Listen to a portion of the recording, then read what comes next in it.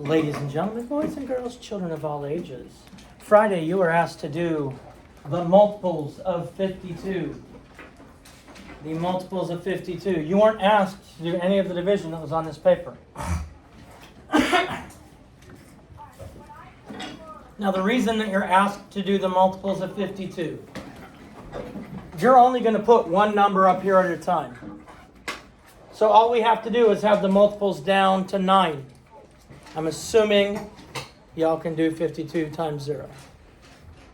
I could be wrong. If I'm wrong, don't tell me. But the reason this is, I don't know my 52 times tables, but if I start and I write this all down, all my multiples of 52, I increase my chances of getting it right by 89 4/10%. Also, 92% of statistics are made up. So, those two pieces of information. All right, so I'm not checking the math. So hopefully you did it and you can check the math. 52 times 1. 52. Oh, you guys got that one. 52 times 2. 104. 52 times 3. 156. You know what I'm noticing is if I'm not very good at this, I can just keep adding 52 over and over again. But, that's just me. 52 times 4. 208. And really, if I know 52 times 2, I can do 52 times 4 pretty easily. 52 times 5. 260. 52 times 6. 364. 3 what? 312. I know it has to end in a 2 because 2 times 6 is going to be a 2. So 312 times 7 364. times 8 416. times 9. 468. All right, now that I have those, doing the division for this problem is easy.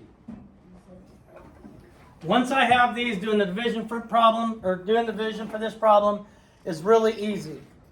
Now, I have to ask, is 52 going to go into 1? No. I'm not going to have a number above the 1. It's very important that you put your answers in your quotient exactly what they're going into. Is 52 going to go into 12? No, I'm not going to have a number above the 2. Is 52 going to go into 126? Yes. Then I'm going to have a 2-digit whole number as my quotient. A 2-digit whole number as my quotient. And notice where I put them, I'm taking 52 into 126. That's why it goes there. It goes here because I'm taking 52 into 1,268. Division, just like multiplication, is only one number at a time. So now I want to know how many times 52 goes into 126. So I go over here where I'm smart and wrote my multiples. And I want to get to 126 as close as I can without going over. So what's as close to 126 without going over? 2. 2, because 2 is 104. 3 is 156, which I asked on the internet, and 156 is greater than 126.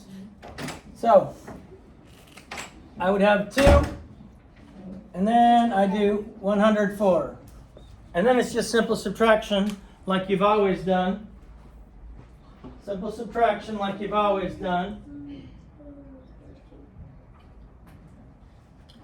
Now, 6 subtract 4 is 2. 12 subtract 10 is 2. Then I bring down the 8. So now I'm going into 228. I've had to multiply by 2. Then I've had to subtract. Now I get back over here. Allergies are killing me. I want to get as close to 228 as I can without going over. So what's as close to as I can? 4. Because 4 is 52 times 4. So 4 goes to the top. If you take one thing from this problem today, take the fact that you only put one number up here at a time. Okay? That's the reason we only go through 9 on this. I could keep going 52 until I got close to 1,268, but that would be quite a beating. You only put one number in your quotient at a time. And what did we say 24 times 52, 4 times 52 was? 208. Now I can do that real quick in my head. 228 minus 208 is going to be 208. It's going to be 20. It's going to be 20. Yeah, 20. 20.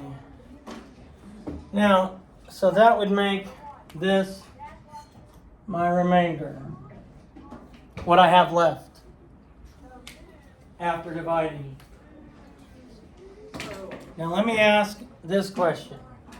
What is the inverse operation of division? Multiplication.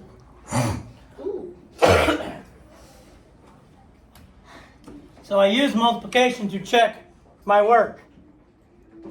When I do that, I multiply my quotient times my divisor, and then I have to add my remainder.